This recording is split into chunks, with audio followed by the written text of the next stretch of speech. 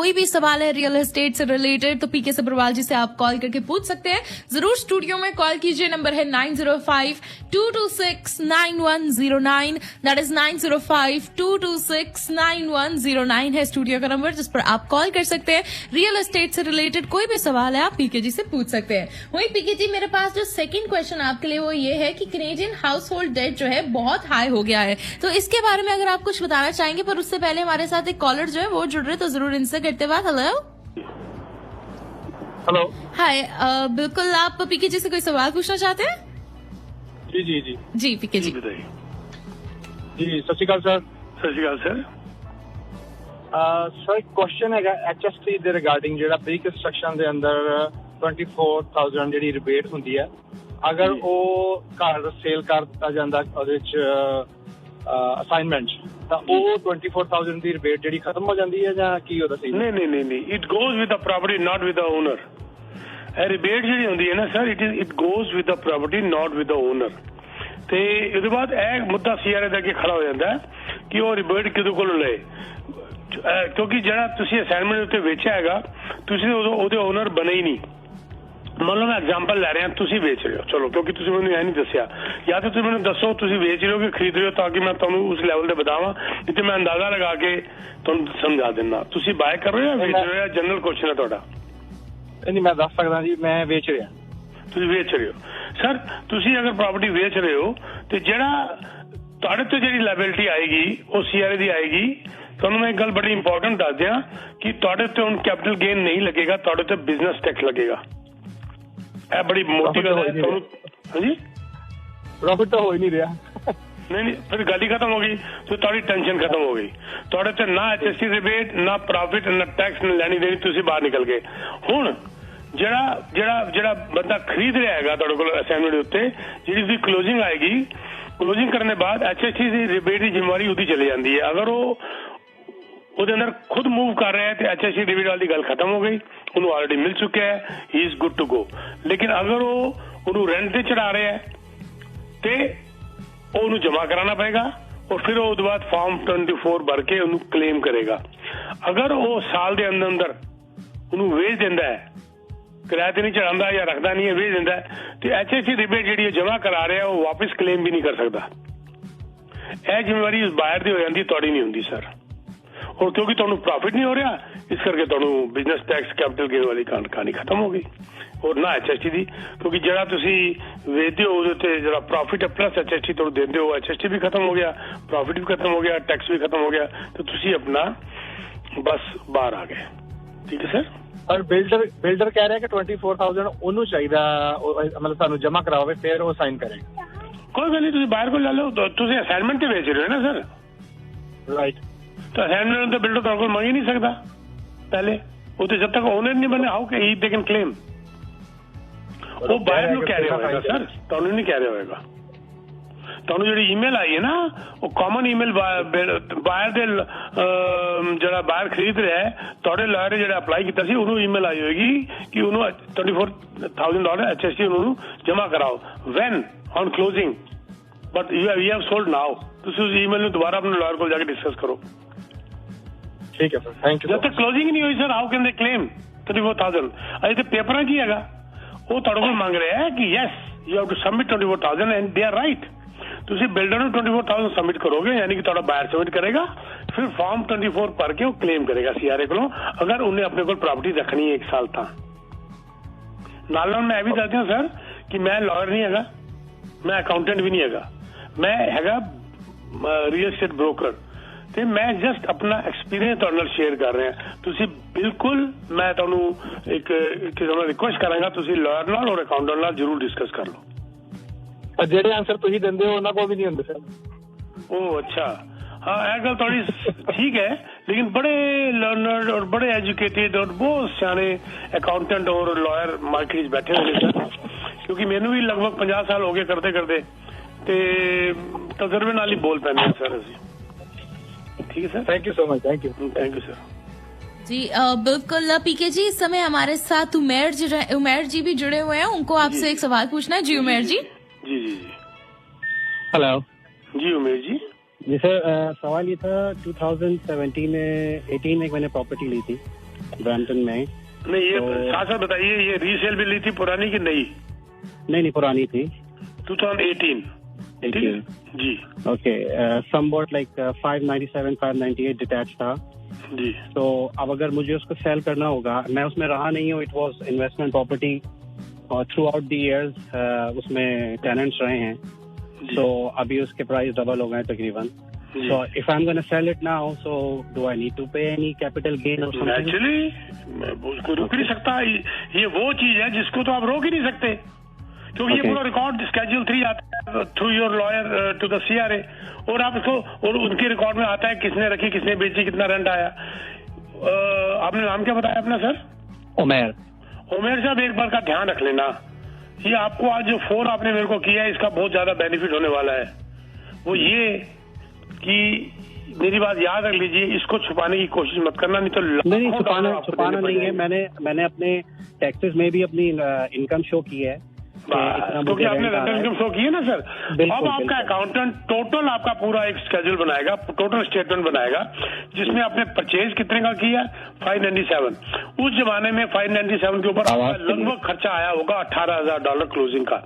18 में तो फर्क थोड़ा ज्यादा, 22,000 23,000 आया होगा, साथ ही 10 12, तो 6,20,000 मानी जाएगी।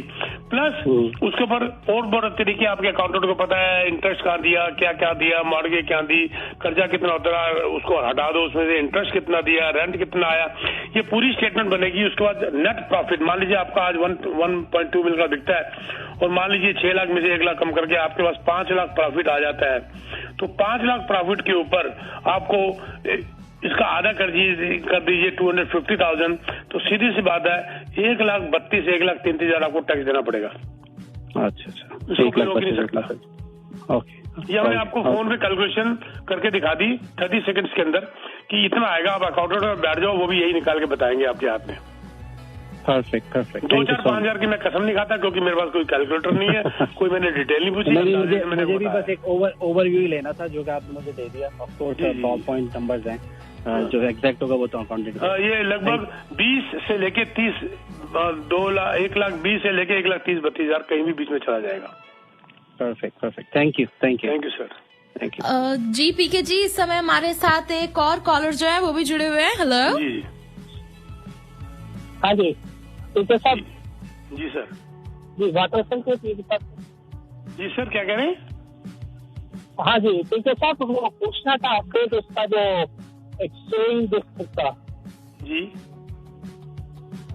तो वो जो पहले वो फेज 1 बना रहे हैं या 2 वाली है जो ज्यादा हाई? नहीं, फेज 1 बन रहा है, पहले फेज 1 बन रहा है। उसकी जो क्लोजिंग थी वो अक्टूबर 2023 में थी इस साल, जो कि लेट होके अगले साल मई 2024 में चली गई है। और मई 2024 में भी अब ये नया रूलिंग जो आया है म्यूनिसिपैलिटी का, जिसके अंदर उनको अगर बिल्डिंग 40 फ्लोर से ऊपर है तो उनको 2 सेट ऑफ एलिवेटर बनाने पड़ते हैं। एक एलिवेटर जाता है 30 फ्लोर तक और दूसरा एलिवेटर जाता है 30 से ऊपर। यहाँ पर टोटल 6 एलिवेटर आ रहे हैं। तो जो 6 एलिवेटर हैं, वो जो पहले जाएंगे 30 फ्लोर तक, 31 फ्लोर से दूसरा सेट शुरू हो जाता है। इस चक्कर में ये बिल्डिंग के 2 टुकड़ों में क्लोजिंग हो रही है। पहली जो क्लोजिंग ऑक्यूपेंसी आ रही है वो मई 2024 में आ रही है फ्लोर 30 तक, अप टू फ्लोर 30। ये मई 2030 में क्लोजिंग आ रही है, क्योंकि पहला सेट ऑफ एलिवेटर वहां बन जाता है। उसके बाद सेकंड सेट ऑफ एलिवेटर शुरू करते हैं 31st फ्लोर से, तो उसमें उनको 8 महीने और लेट हो रहे हैं। तो 31 के बाद की जो क्लोजिंग है, ऑक्यूपेंसी है, वो 2025 मार्च अप्रैल का अंदाजा है। बात क्लियर होगी सर? अभी एक वो जो है ना बड़ी बिल्डिंग है, वो कौन सा है, फेज 1 है या वो फेज 3 है सर? 2 बिल्डिंग है। फेज 3 है, टोटल 4 बिल्डिंग है। सबसे छोटी बिल्डिंग जो है वो फेज 4 है, जिसको सिग्नेचर बिल्डिंग कहते हैं, एक्सचेंज सिग्नेचर, एक्सचेंज एस। और एक्सचेंज एस और एक्सचेंज 1, इन दोनों को जो मिलाया है वहां पर वो ऑफिस कॉन्डो है, ऑफिस अपार्टमेंट है। लेकिन सबसे बड़ी बिल्डिंग है एक्सचेंज 3 है, जो कि स्क्वायर 1 को फेस करती है। एक्सचेंज 3 और एक्सचेंज 4 ये स्क्वायर 1 को फेस करते हैं। एक्सचेंज 1 और एक्सचेंज 2 ये बर्नम टॉप को साउथ में फेस करते हैं। तो आपने कहा ये 25 तक इसकी क्लोजिंग होगी। मेरा अकाउंट में 37 है, मैंने आपसे लिया हुआ। अपार्टमेंट नंबर क्या है? फ्लोर का 37 47। 47 ठीक है। आपकी क्लोजिंग अब मेरे भी कुछ फ्लोर ऊपर हैं, तो आपकी क्लोजिंग हमारे साथ ही होगी। ऑक्यूपेंसी मार्च अप्रैल 2025 में। ओके जी। क्योंकि अभी तक हम लोगों ने अप्लाई नहीं किया मार्केट दोबारा। अरे कुछ नहीं करना, आपने किसके थ्रू लिया था? आपके थ्रू लिया था। मेरे थ्रू लिया था, फिर मार्केट की चिंता क्यों कर रहे हो? मुझे मिल लेना जब मर्जी, जब टाइम आएगा आपको इन्फॉर्मेशन आ जाएगी। अभी तो बहुत लंबा टाइम पड़ा, अभी तो आपको ऑक्यूपेंसी तक मार्केट में सोचा ही मत, बल्कि आपके लिए बहुत अच्छा हो गया। तब तक इंटरेस्ट रेट कम आ जाएंगे, आपका पैसा काम कर रहा है, आपको कुछ और पैसा देने की जरूरत ही नहीं है। और 2025 तक आपका जो 15% है वही काम आता जा रहा है, कुछ करने की जरूरत नहीं है, इंटरेस्ट रेट कम आ जाएंगे। प्लस मॉर्गेज की आपने अभी कुछ करने नहीं, आपका प्री अप्रूवल जा चुका है, प्री अप्रूवल चला गया है, तो इसलिए जब उसकी ऑक्यूपेंसी आएगी मार्च अप्रैल में, तो आपको आपकी मार्च अप्रैल में भी नहीं आएगी, आपकी मई हो जाएगी, क्योंकि आपका 47th फ्लोर है। तो जब ऑक्यूपेंसी आएगी, बिल्डर बिना मॉर्गेज के आपको चाबी दे देगा, क्योंकि आपकी प्री अप्रूवल गई हुई है। जब आपकी ऑक्यूपेंसी हो जाएगी, क्योंकि आपका 47th फ्लोर है, तो 47th फ्लोर और आपका 65 फ्लोर के बीच में आपका गैप लगभग 3.5-4 महीने का, 3 महीने का, 3-3.5 महीने का, अगर आप मार्जिन रखना चाहते हैं तो 3 से 4 महीने का गैप होगा। उस टाइम पे फिर हम आपके लिए मॉर्गेज अप्लाई करवाएंगे। अभी कुछ भी करने की जरूरत नहीं है, अभी तो एंजॉय करो, चाय पियो, पकौड़े खाओ। अच्छा, ये अभी अच्छा काम है घर बेचने का, या फिर करना चाहिए? देखो जी, घर तो महंगे होने ही होने हैं, अगर पैसे की जरूरत है तो बेचो, नहीं तो क्यों बेचते हो? उसी के लिए बेचना था जो आप नहीं यार, देखो उसकी क्लोजिंग 2 साल के बाद है। आप आज घर बेच के किराए पे जाओगे क्या? ना, आप मुझे बाद में मैसेज दीजिएगा, मुझे मिलिएगा, मैं पूरा प्लान करके दे दूंगा आपको। बहुत शुक्रिया, thank you sir, thank you जी। बिल्कुल पीके जी, इस समय हमारे साथ गुरचरण जी जो है वो भी जुड़े हुए हैं, तो जी बिल्कुल गुरचरण जी, आपका जो भी सवाल है जरूर पूछ लीजिए जी। हेलो जी सर, गुरचरण जी। हेलो जी, सुन नहीं रही, अपनी आवाज नहीं सुन रही। जी गुरचरण जी, पीछे जो रेडियो चल रहा है उसको प्लीज बंद कर लें। रेडियो नहीं चल रहा, रेडियो बंद है। बीच में आवाजें आ रही हैं आपकी, कोई ना कोई हो रहा है। चलो मेरे को तो आवाज आ रही है, बताइए। फिर मैं दोबारा कॉल करता हूँ। जी जी बिल्कुल। इतने में हमारे साथ उर्वेश जी जो है वो जुड़े हुए हैं, तो उर्वेश जी तब तक आप रेडियो आईडी ले सकते हैं, हमने स्टेशन आईडी। पीके जी, वो मैं कोई आपके लिए गाना प्ले कर देती हूँ, क्योंकि वो 4 बजे स्टेशन वाई मीडिया आईडी जो है। इनकी कॉल ले लो, जो कॉल कर रहे हैं उनकी कॉल ले लेते हैं। चलिए ठीक है। गुरचरण जी हमारे साथ दोबारा से कनेक्ट हो गए, तो बिल्कुल गुरचरण जी से ही बात करते हैं। हेलो। हाँ जी, सुन रहे आवाज? हाँ जी बिल्कुल, आपकी आवाज आ रही है गुरचरण जी। पीके सत श्री अकाल। सत श्री अकाल जी। हाँ जी पीके, वैसे क्वेश्चन ਤੁਹਾਡੇ ਲਈ ਨਹੀਂ ਸੀਗਾ, ਮੈਂ ਅੱਜ ਸਵੇਰੇ ਆਪਣਾ ਪ੍ਰੋਗਰਾਮ ਮਿਸ ਕਰ ਗਿਆ, ਮੂੰਗਾ ਸਾਹਿਬ ਲਈ ਸੀਗਾ। ਮੈਨੂੰ ਮਾੜਾ ਜਿਹਾ ਤੁਸੀਂ ਵੀ ਥੋੜਾ ਜਿਹਾ ਤੁਹਾਨੂੰ ਵੀ ਪਤਾ ਹੋਣਾ, ਆਪਾਂ ਇੰਡੀਆ ਦੇ ਵਿੱਚ ਕੋਈ ਪ੍ਰਾਪਰਟੀ ਜਾਂ ਵੇਚ ਕੇ ਉਹਦਾ ਸਹੀ ਪ੍ਰੋਸੀਜਰ ਕੀ ਹੈਗਾ ਇੱਥੇ ਨੂੰ ਆਪਣੇ ਕੈਨੇਡਾ ਦੇ ਵਾਸਤੇ ਪੈਸੇ ਲੈ ਕੇ ਆਉਣ ਦਾ? ਉੱਥੇ ਮੈਂ ਐਕਚੁਅਲੀ ਕਪਲ ਮੰਥ ਅਗੋ ਮੈਂ ਉੱਥੇ ਇੰਡੀਆ ਸੀਗਾ, ਤਾਂ ਬੈਂਕਾਂ ਵਾਲਿਆਂ ਨੂੰ ਵੀ ਨਹੀਂ ਸਹੀ ਪਤਾ ਹੈਗਾ ਤੇ ਤੁਸੀਂ ਆਪਣੀ ਪ੍ਰਾਪਰਟੀ ਵੇਚ ਕੇ ਇੱਥੋਂ ਪੈਸਾ ਕਿੱਦਾਂ ਲਿਜਾ ਸਕਦੇ? ਕੋਈ ਕਹਿੰਦਾ 7 ਲੱਖ ਲਿਜਾ ਸਕਦੇ ਆ, 2.5 ਲੱਖ ਪਰ ईयर पर पर्सन। ਹਾਂਜੀ, $250,000 पर पर्सन पर ईयर। ਤਾਂ ਉਹਦੇ ਵਿੱਚ ਗਵਰਨਮੈਂਟ ਉਹ ਵੀ ਪੈਸਾ ਉਹ ਹੋਏਗਾ ਜਿਹੜਾ ਤੁਹਾਡੇ ਬੈਂਕ 'ਚ ਹੋਏਗਾ, ਕਿਉਂਕਿ ਇੱਥੇ ਜਿਹੜੇ ਪ੍ਰਾਪਰਟੀਆਂ ਵਿਕਦੀਆਂ ਨੇ ਸਰ, ਅੱਧਾ ਤੇ ਪੈਸਾ ਵਾਈਟ ਦਾ ਹੁੰਦਾ, ਅੱਧਾ ਬਲੈਕ ਦਾ ਹੁੰਦਾ ਹੈ। ਜਿਹੜਾ ਪੈਸਾ ਵਾਈਟ ਦਾ ਤੁਹਾਡੇ ਬੈਂਕ 'ਚ ਗਿਆ ਹੈਗਾ, ਉਹੀਓ ਪੈਸਾ ਤੁਸੀਂ $2.5 ਲੱਖ ਪਰ ਈਅਰ ਦੇ ਹਿਸਾਬ ਨਾਲ ਪਰ ਪਰਸਨ ਲਿਆ ਸਕਦੇ ਹੋ। ਔਰ ਦੂਜਾ ਪੈਸਾ ਤੇ ਫਿਰ ਹੁਣ ਕੀ ਕਰ ਸਕਦੇ ਹਾਂ, ਕਦੀ ਹਵਾਲਾ ਕਦੇ ਇਹ ਕਦੀ ਉਹ। ਤਾਂ ਬੈਂਕ ਨੂੰ ਕਹਿ ਦੇਣਾ ਵੀ ਸਾਡੇ ਇਹ ਪੈਸੇ ਤੁਸੀਂ ਉੱਥੇ ਭੇਜ ਦਿਓ। ਨਾ, ਸਰਟੀਫਿਕੇਟ ਤੁਹਾਨੂੰ ਚਾਰਟਰਡ ਅਕਾਊਂਟੈਂਟ ਕੋਲ ਲੈਣਾ ਪਏਗਾ। ਪਹਿਲੇ ਤੁਹਾਨੂੰ ਚਾਰਟਰਡ ਅਕਾਊਂਟ ਸਰਟੀਫਾਈ ਕਰੇਗਾ ਤੁਸੀਂ ਕਿਹੜੀ ਪ੍ਰਾਪਰਟੀ ਵੇਚੀ, ਉਹ ਪ੍ਰਾਪਰਟੀ ਬੈਂਕ 'ਚ ਕਿਸ ਤਰ੍ਹਾਂ ਗਈ, ਔਰ ਪੈਸਾ ਕਿਸ ਤਰ੍ਹਾਂ ਗਿਆ, ਔਰ ਉਹ ਪੈਸਾ ਸਰਟੀਫਾਈਡ ਜਿਸ ਤਰ੍ਹਾਂ ਤੁਹਾਨੂੰ ਚਾਰਟਰਡ ਅਕਾਊਂਟੈਂਟ ਨੂੰ ਮਿਲੋ ਉੱਥੇ ਤੁਸੀਂ, ਉਹ ਚਾਰਟਰਡ ਅਕਾਊਂਟੈਂਟ ਤੁਹਾਨੂੰ ਸਭ ਦੱਸ ਦੇਗਾ। ਉਹ ਫਿਰ ਸਰਟੀਫਾਈ ਕਰੇਗਾ ਇਸ ਚੀਜ਼ ਨੂੰ, ਉਸ ਬੇਸਿਸ ਤੇ ਤੁਸੀਂ ਅਪਲਾਈ ਕਰੋਗੇ, ਫਿਰ RBI ਤੋਂ ਤੁਹਾਨੂੰ ਪਰਮਿਸ਼ਨ ਮਿਲੇਗੀ, ਫਿਰ ਤੁਸੀਂ $2.5 ਲੱਖ ਪਰ ਈਅਰ ਲਿਆ ਸਕਦੇ ਹੋ। ਠੀਕ ਹੈ, ਧੰਨਵਾਦ। Thank you sir. जी बिल्कुल, हमारे साथ उर्वेश जी जो है वो भी जुड़े हुए हैं। उर्वेश जी, आपका जो सवाल है आप जरूर पूछ सकते हैं पीके जी से। जी hello PK Sabharwal, thank you so much first of all for providing so much of information. Thank you sir.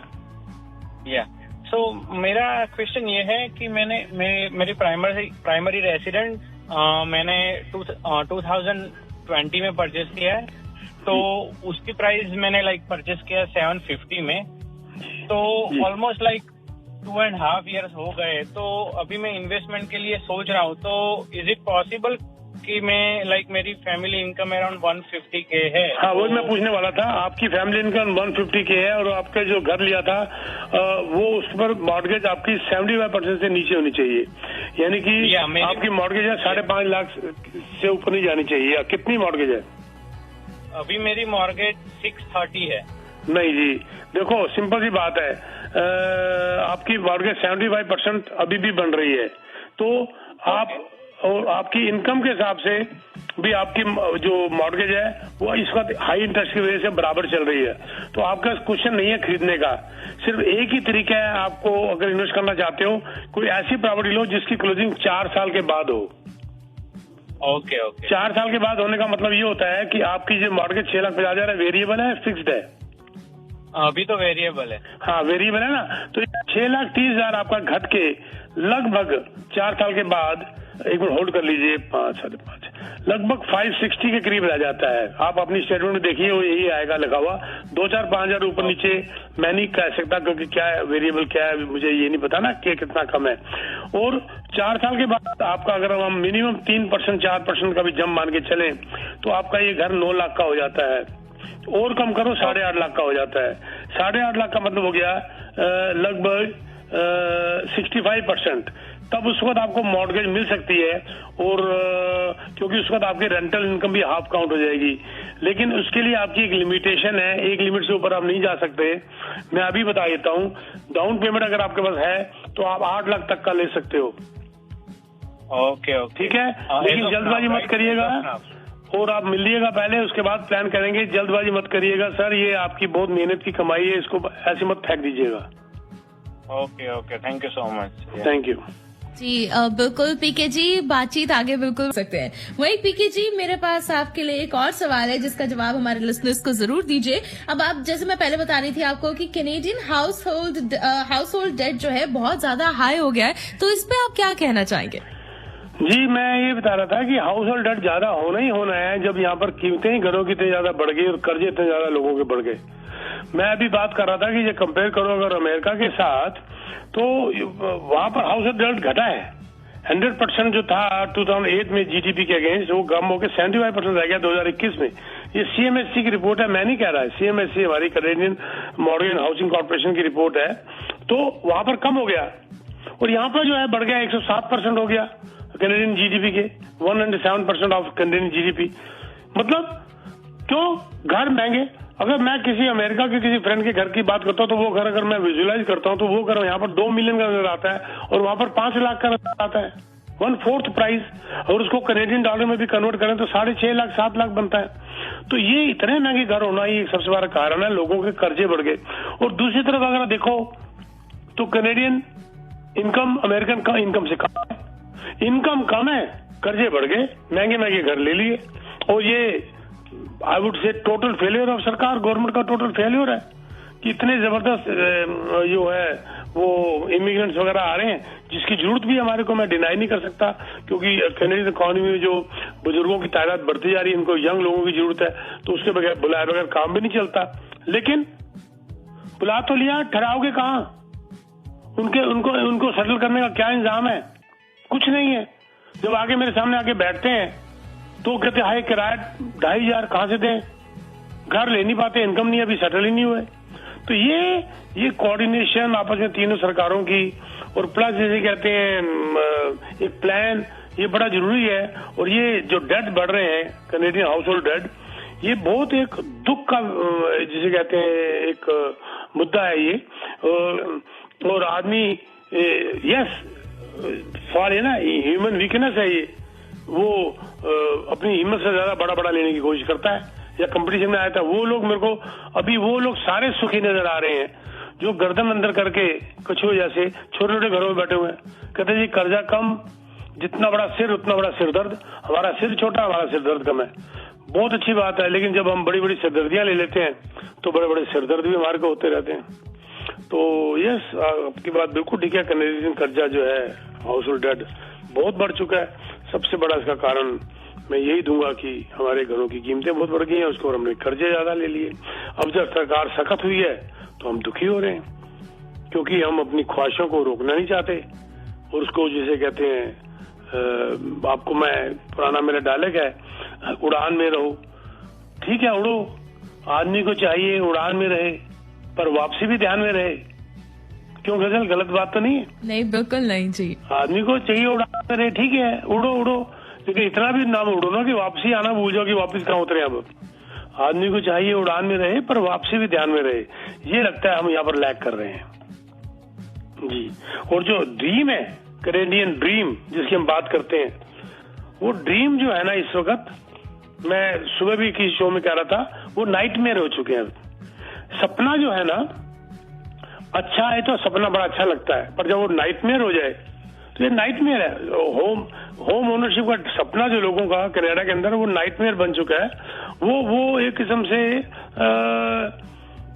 कहते हैं ना सपना मर गया, सपना टूट गया, वो मरा नहीं है, वो नाइटमेयर बन के चलता जा रहा है कि ले तो पानी रहे। और अभी एक रिपोर्ट आई थी, एक यंग बच्चा जो यूनिवर्सिटी निकलता है, जॉब में लगता है, उसको डाउन पेमेंट जोड़ने के लिए 30 साल चाहिए घर लेने के लिए। तो बताओ घर कब खरीदेगा? यस, क्रिएटिविटी इज देयर, हो सकते हैं काम अगर पेरेंट्स अपनी इक्विटी में से हेल्प करें, या और छोटे मोटे तरीके हैं, मिलके ले लो या कुछ भी, लेकिन वो कहाँ तक, कब तक, या अपनी हिम्मत से कम, अपनी ख्वाहिशों से कम वो छोटे घर ले लो तो आदमी शुरुआत कर सकता है। पर सवाल ये उठता है कि जब मेरी भी शादी हुई थी, जब लगभग अब उसको भी 50 साल होने वाले हैं, 50 तो नहीं, थोड़े 47-48 साल, तो तभी हमारे यहाँ मुद्दा था। मेरी वाइफ डॉक्टर की बेटी थी, मैं आर्मी ऑफिसर का। हम जब घर लेने की सोचते थे, पैसा नहीं था। वाइफ कंपेयर करती थी अपने घर के साथ, मैं कंपेयर करता था अपने घर के साथ। तो एक दिन मैंने बिठा के अपनी वाइफ को कहा कि तू मुकाबला कर रही है अपने फैमिली का, जो तेरे फादर तेरे से 40 साल बड़े हैं, मैं मुकाबला कर रहा हूं अपनी फैमिली का जहां पर मेरे फादर मेरे से 40 साल बड़े हैं। तू भी सोच 40 साल पहले तेरे फादर के पास क्या था, और मैं भी सोच लेता हूँ 40 साल पहले मेरे फादर के पास क्या था, तो तेरे को जवाब मिल जाएगा हमें क्या लेना चाहिए। जवाब पता क्या मिला? मेरे फादर के पास भी 40 साल पहले घर नहीं था, उसके फादर के पास भी 40 साल पहले घर नहीं था। तो मैंने कहा अगर हम अभी घर ले रहे हैं छोटा सा लोअर इनकम ग्रुप, तो तुम अपने पेरेंट्स से ज्यादा अच्छे हो और मैं अपने पेरेंट्स से ज्यादा अच्छा हूँ। कैसी लगी बात आपको गजल? जी बहुत ही बढ़िया बात कही आपने, बिल्कुल है ना। तुम कंपेयर उनके मकान से कर रहे हो जो तुमसे 40 साल बड़े हैं, और जब वो तुम्हारी उम्र के थे उनके पास घर ही नहीं था, और मैं मुकाबला उनसे कर रहा हूँ जो मेरे से 40 साल बड़े हैं, और जब वो मेरी उम्र के थे उनके पास भी घर नहीं था। और आज मैं कह रहा हूँ जी lower income group LIG flat जो DDA का होता था 1 बेडरूम का 28,000 कुछ रुपए का होता था उस जमाने में, वो मैं ले रहा हूँ तो बेइज्जती है। तुम्हें प्राउड फील होना चाहिए कि हम अपने पेरेंट्स से एकदम आगे हैं। और हर बाप अपने बच्चों को तरक्की करता हुआ देखता है। जब कोई बोलेगा तो बोलना कि हम तो तुमसे बेटर जा रहे हैं, तुमने पास तो घर ही था, हमने तो घर ले लिया। फिर भी गजल मैंने वहां से शुरू की थी अपनी जिंदगी। LIG फ्लैट DDA का 28,000 कुछ का था, 25,000 समथिंग का पड़ता था, और खर्चा होने के बाद 28,000 का पड़ जाता था। वो लॉटरी में निकलता था वो। तो वहां से जिंदगी शुरू की थी, और आज ऊपर वाले का आशीर्वाद है। पर जब आप जिंदगी शुरू ही नहीं करोगे और ख्वाहिशों, वो जो मैं एक बात बोलता हूँ, बार बार बोलता रहता हूँ, ख्वाहिशों के बोझ में तू क्या क्या कर रहा है, इतना तो जीना ही नहीं जितना तू मर रहा है। ये ख्वाहिशें जो है तेरे को जीने नहीं दे रही, और जो तेरी जरूरतें हैं तू उनको लेना नहीं चाहता। अजीब सी समस्या में फंसा हुआ है इंसान। जो तेरी जरूरत है वो ले ले, जिंदगी बहुत अच्छी बीतेगी। घर तेरे को मकान बना के दे देगा। मैं अक्सर मेरे सेमिनार्स में, मेरे आर्टिकल्स में बोलता हूँ। तो ये जो बातें हैं ना, ये सारी डेब्ट्स की, इसकी उसकी, ये सारी बातें सॉल्व हो जाती हैं जब हम अपना प्लान अपनी उम्र के हिसाब से करते हैं। उम्र तो मेरी है 25 साल, 30 साल, 40 साल। मुकाबला कर रहा हूँ कि मेरा अंकल जो 70 साल का है उसके पास मकान इतना बड़ा है। हद हो गई है यार, कुछ तरीका ही नहीं है कंपैरिजन का। कोई ये तो कंपैरिजन थोड़ा हुआ, ये तो अपने आप को सेटिस्फाई कर रहे हो, अपने हिसाब से अपने आप को मोड़ रहे हो, अपने हिसाब से चल रहे हो। तो एक आदमी कहता है देखो जी मुझे तो क्या होता है कि देसी घी पचता ही नहीं है, पर मेरा दोस्त है वो बड़ा तगड़ा हो गया देसी घी खा के। क्या आपने उसकी पूरी रूटीन देखी?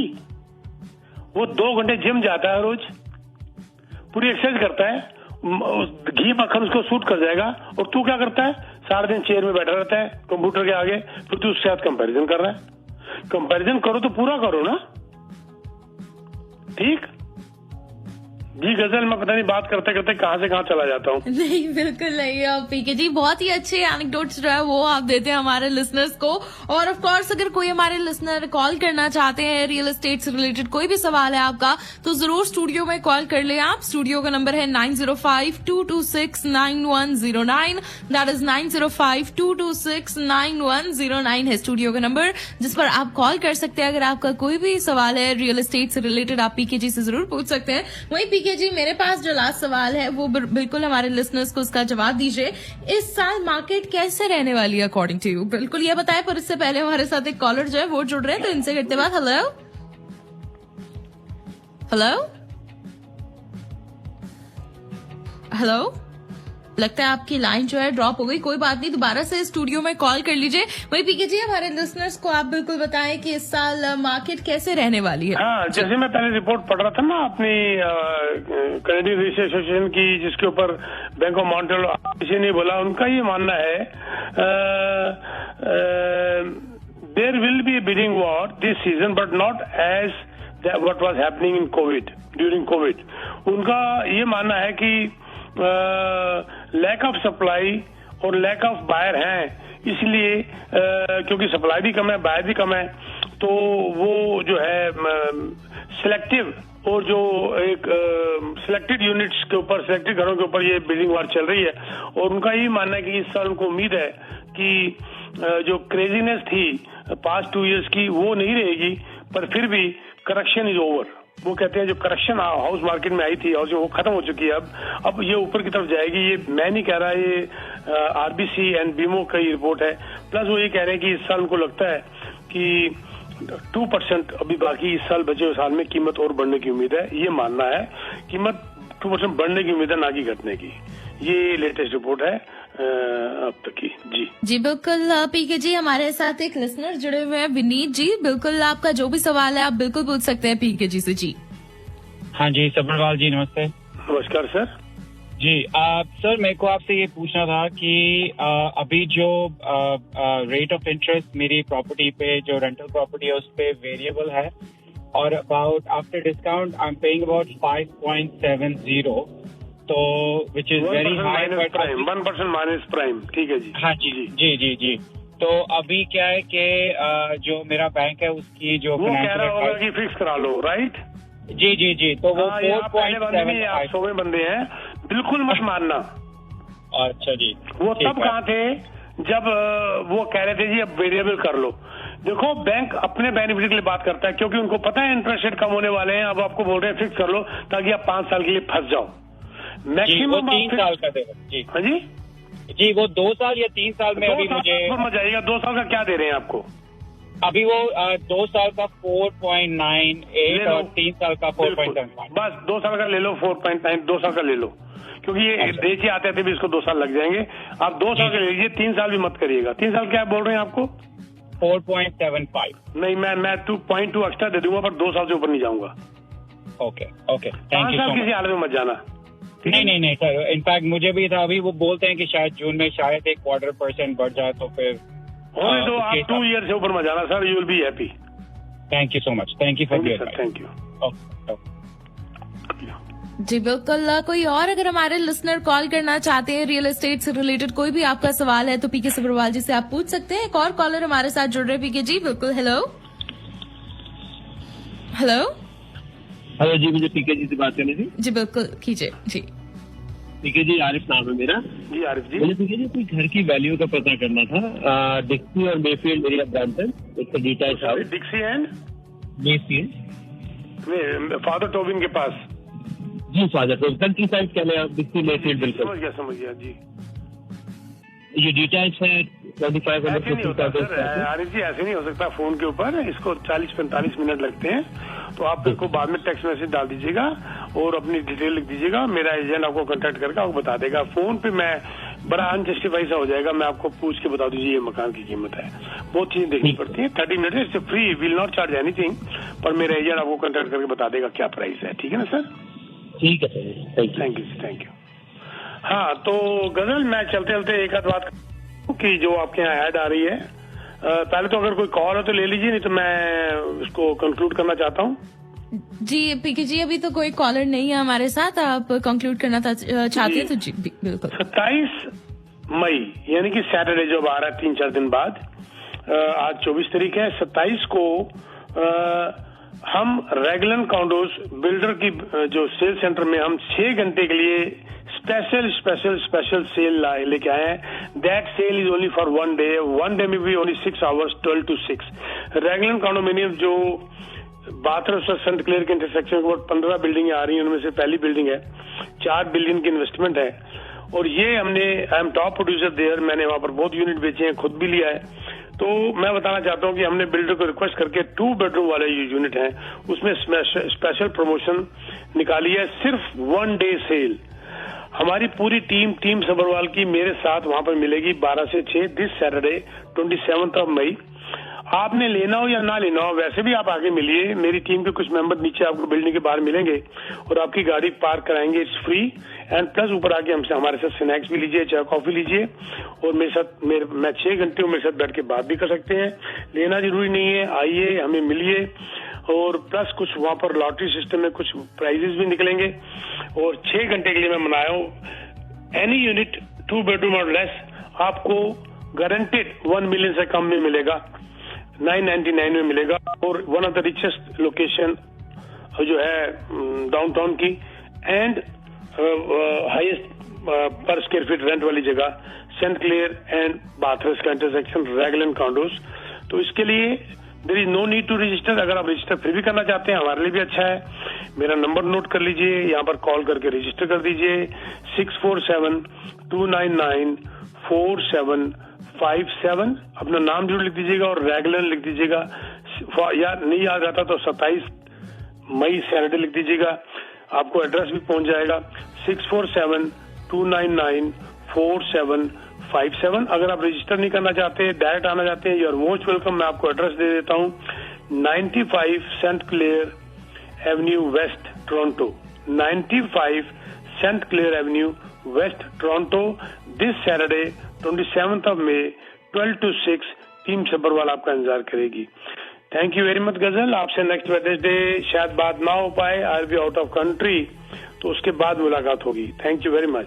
जी बिल्कुल, thank you so much PK ji, और हैव अ सेफ ट्रिप आप जहां भी जा रहे हैं। End of course thank you. Israel, Tel Aviv and Jerusalem. अरे क्या बात है, बिल्कुल बिल्कुल मजेदार मेमोरीज जो है वो क्रिएट कीजिएगा पीके जी। Thank you. वो भी बिजनेस ही है, वहाँ पर हमारे कुछ हैं बिल्डर्स वगैरह, उनसे मुलाकात है। थैंक यू वेरी मच जी, थैंक यू जी, bye. And of course, Y Media would like to thank you for joining us on Radio YFM 91.9 PKG। और अगर आप हमारे साथ एडवर्टाइज करना चाहते हैं Y Media के किसी भी प्लेटफॉर्म पर, तो प्लीज कॉल या टेक्स्ट कीजिए 416-475-5000 पर।